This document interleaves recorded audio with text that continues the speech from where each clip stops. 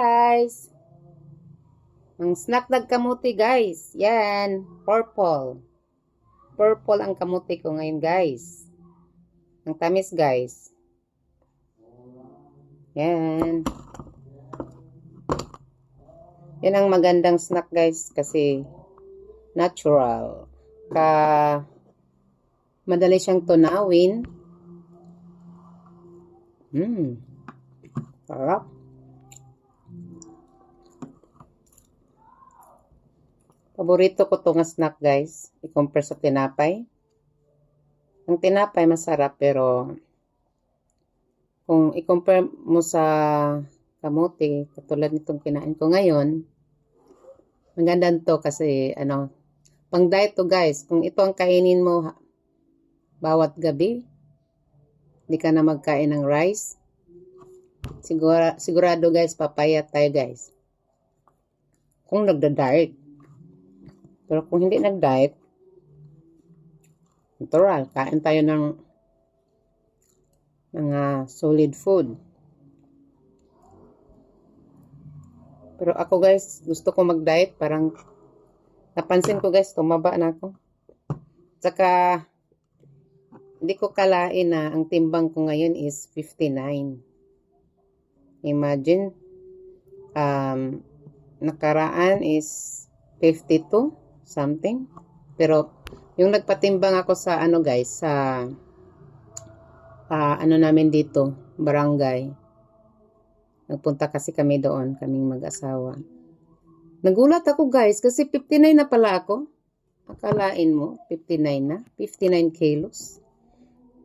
Ang bigat. Bigat na. Kaya, need kong mag-adjust sa guys. Number 1 sa pagkain. Kain tayo guys. Simpleng pagkain but delicious and nutritious. Bakit nasasabi kong nutritious guys? Kasi natural. Natural lahat ang kamuti. Yung mga anak ko guys, sa lahat ng kulay sa kamuti, itong purple ang paborito nila. Kasi matamis ang purple. Basta hindi pa matagal na kamuti. Yan. Yan. Kain-kain lang tayo. Sa hapon na ito. Yummy. Yummy. Sweet potato.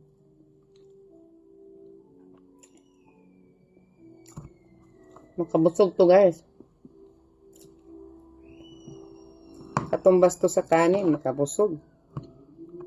Yeah, madali pang tunawin. Good for digestion. Harap.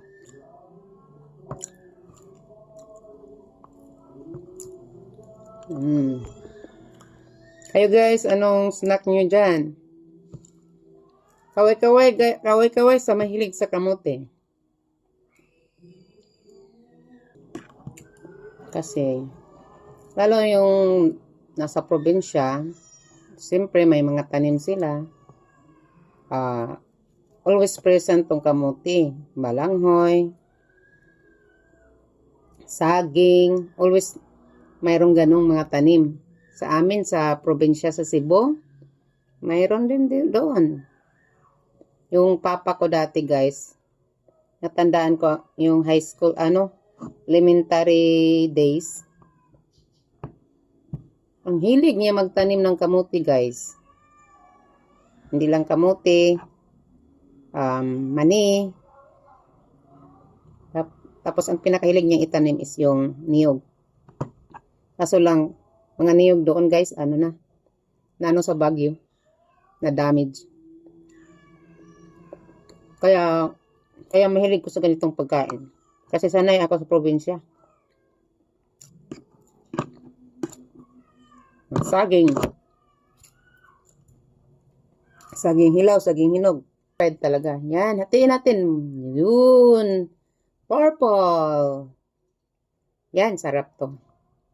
Pero yung kamuting ganito guys, dito sa lugar namin, bihira lang din to. May times na wala. At saka, usually yung makita ko yung isa, yung yellow. Yellow ang laman. Yan. Pero ito ang pinaka the best kamuti ang lagi kong hinahanap sa palengke. So, kasi pag magbili ko nito, pag magluto na ako, kahit hindi ko patawagin ang mga anak ko, lalapit sila. Kasi alam nila ang niluto ko. Alam nilang kamuting niluto ko, tapos paborito nila. Hindi mo na kailangan i-roll call yung name nila na, baba kayo, kain na kayo. Ganon yung mga bata ko na, guys. Kaya, makita ko silang kumakain, happy na ako.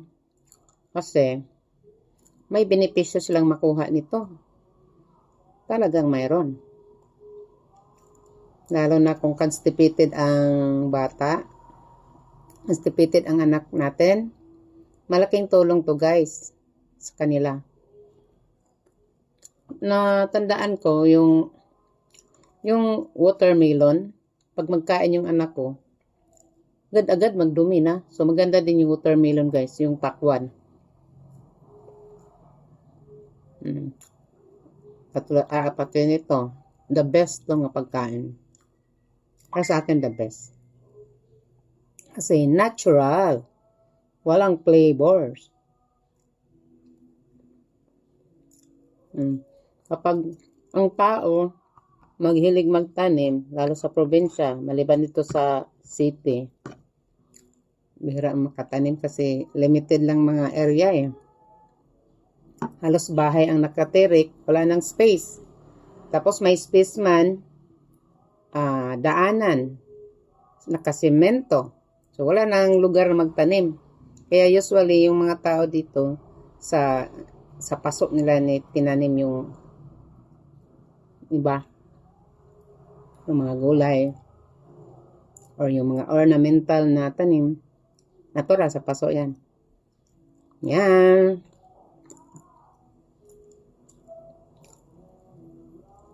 Enjoy your weekend guys.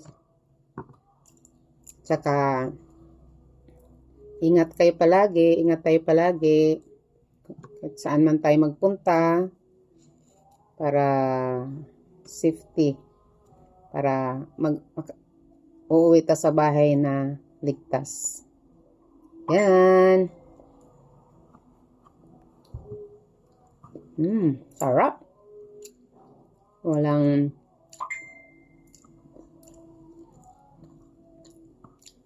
kang masabi na hindi masarap dahil masarap. Masarap talaga. Ganda itong nabili ko guys kasi matamis siya. Minsan tayo ng mga katulad nito guys. Saging, kamuti, kung ano-ano pang yung mga pagkain ganito. Ganda yung bagong harvest kasi masustansya pa. Okay? Bye guys! Thank you for watching everyone. Have a nice day. Bye!